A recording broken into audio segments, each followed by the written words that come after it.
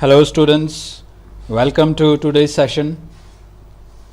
So in the previous video we were discussing the concept of instance variables.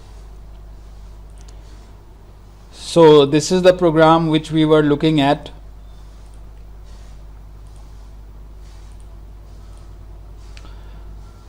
We have seen how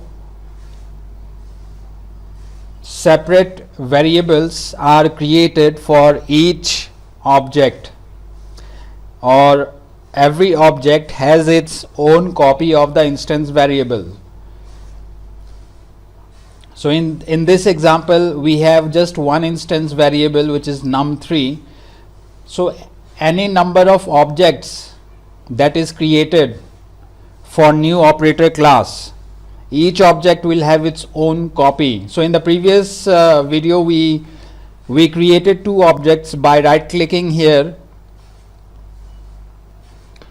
and then clicking on new operator, and then we gave a name obj1. Then we created another object and we named it as obj2. So in this way any number of objects can be created, and each object will have its own copy of the instance variable. Now if you double click on obj1, you can see the instance variable belonging to this particular object. So I've clicked on obj1 and you can see that int num3 is there, only one instance variable. Then if I click on obj2, it has got its own copy of num3. Okay, so this was the concept. Now in this video I'll be showing you how to create the objects using code, using Java code. So let's do this. Before we create the object, let's see the syntax for using new operator.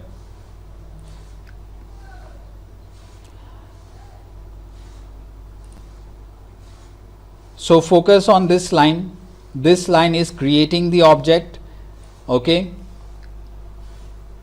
or rather it is the syntax for creating an object. So first you have to write the class name, and then you have to write the object name. This object name can be anything. Then equals, then new operator. Okay, this is our new operator, and then the class name again. Okay, and then followed by open parenthesis and close parenthesis. So this is the syntax, and the example you can give like this. Suppose this is our new operator class. We created this new operator class, right?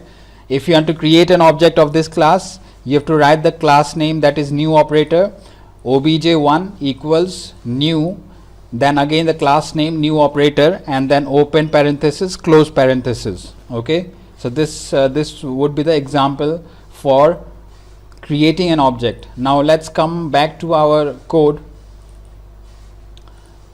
So let's create the code. The class name is new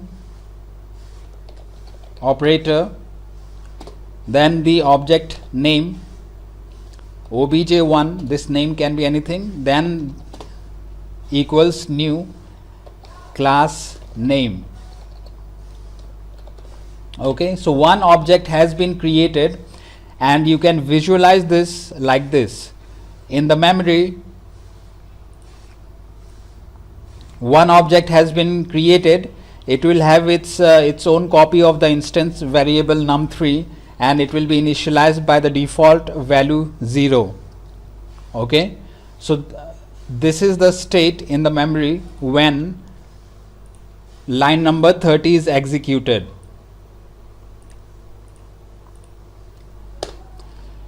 Let's create one more object.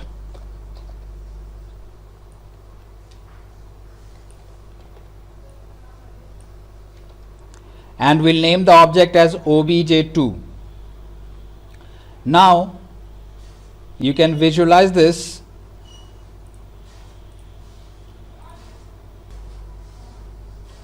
Another object has been created, that is obj2, and it will have its own copy of the instance variable num3, and at the moment both the objects, their num3 variables value is 0.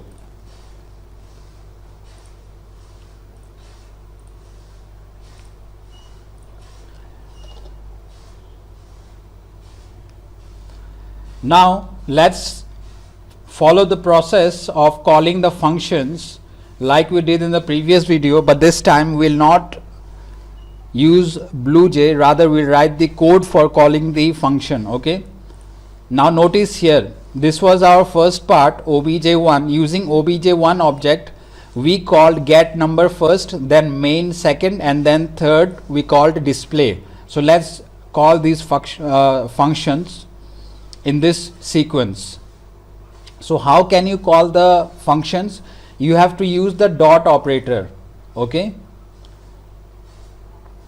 so dot operator is used for accessing the member functions of a class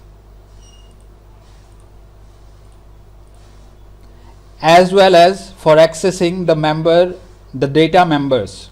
Okay, so the instance variables are also known as data members, and the functions are known as member functions. So in this example we have one instance variable and 3 member functions. Okay, now if you want to access these members, you have to use the dot operator. Let's see how. First we'll be looking at how to access the member functions. So I'll write obj1, that is the object name, and we have to call the get number function first. So I am calling get number, then open parenthesis, close parenthesis.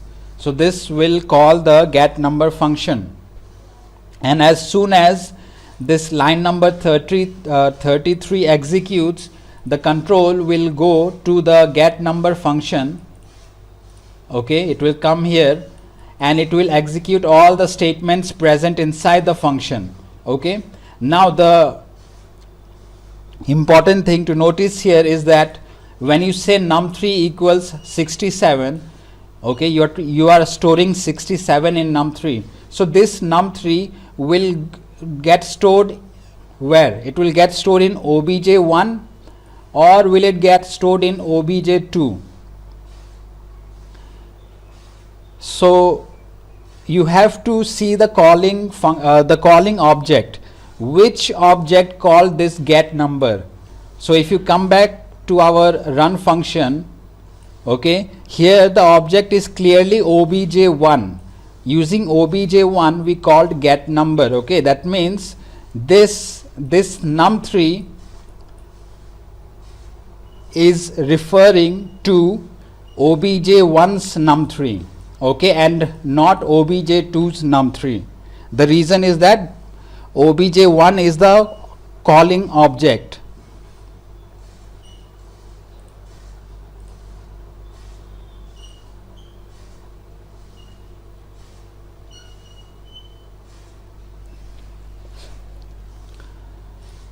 Let's call the other two functions as well. So obj1 dot, the next function was main. So obj1 dot main and obj1 dot display. So this is our first part of calling the objects. In the second part we called display function again, but using obj2 object. Okay, so let's do the same. We'll write obj2 this time dot display.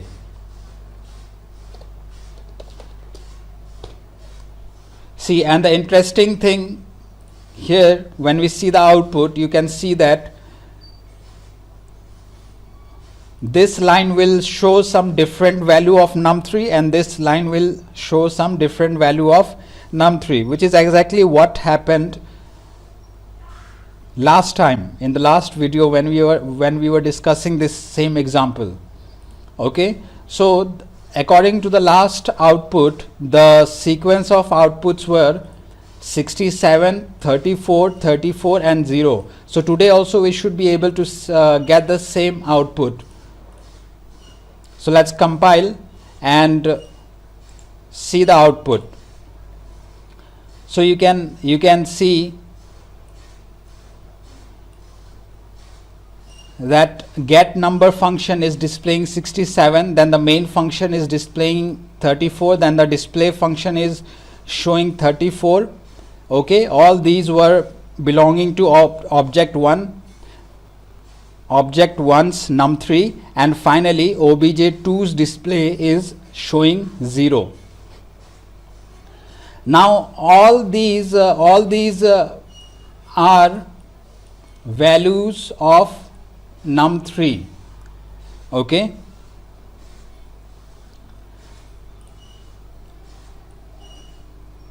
the difference is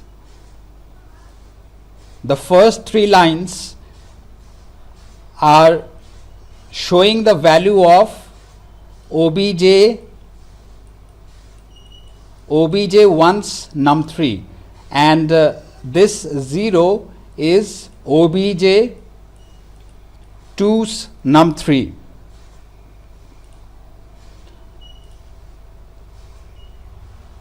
Okay, so this is how you'll use the dot operator for calling the functions.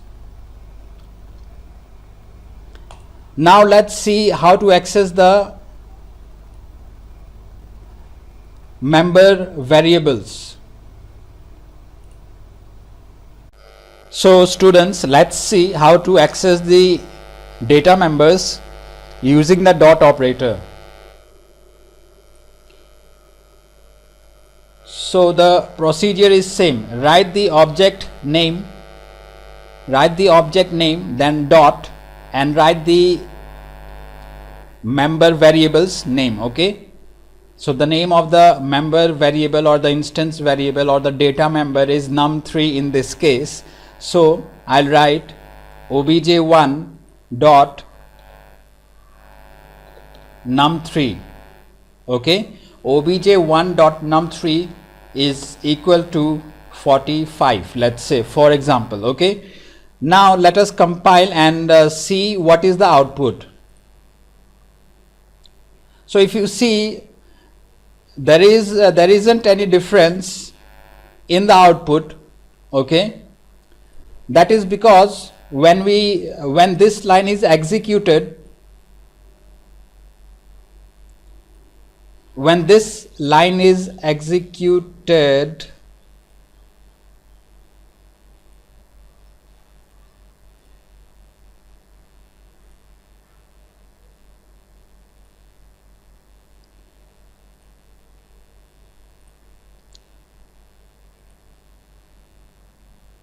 so this line stores 45 in obj1's num3. Okay, so 45 gets stored, but see what happens in the next line. In the next line, get number function is called, and the get number function replaces 45 with 67. Okay, so the 45 which was here was replaced by 67. So when I do the printing of num3, 45 is not printed, 67 is printed. Okay,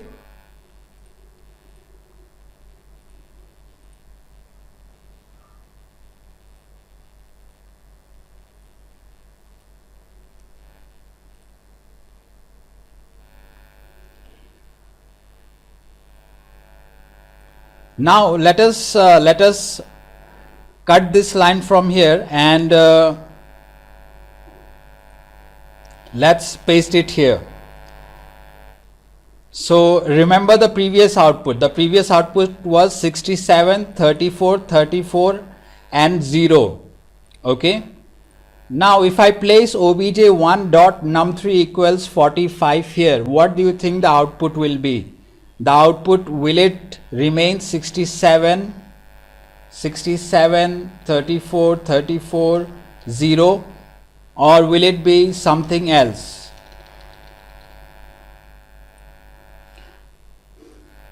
So let's analyze. obj1 dot get number will print 67. It will assign num3 with 67 and then it will print 67. Okay. obj1 dot main will assign 34 to num3 and so 34 will get printed. Then obj1 dot num3 we are assigning, we are changing the value, the previous value, which is the latest value of obj1's num3.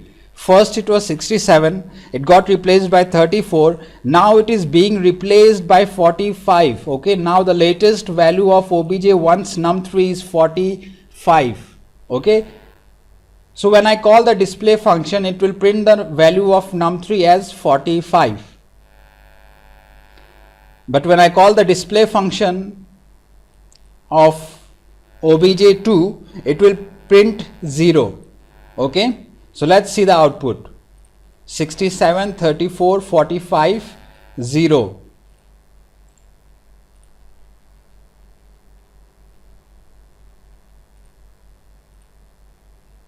So as you can see, 67, 34, 45 and 0.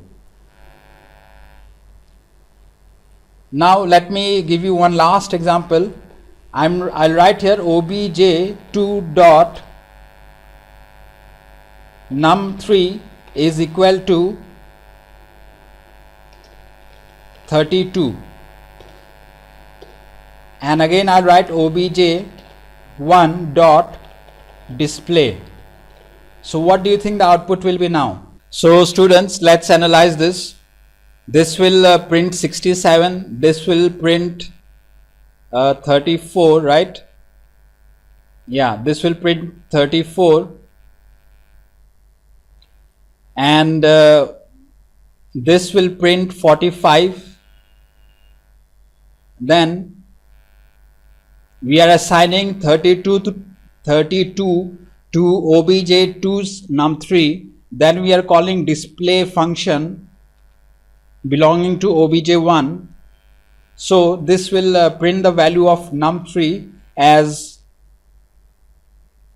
so the latest assignment was done by, it was done here, so it should print 45. Okay, let us just write it down. 67, 34, then this will print 45,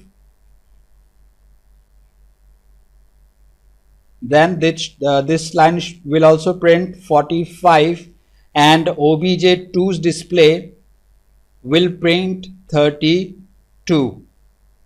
Okay, so let's see the output.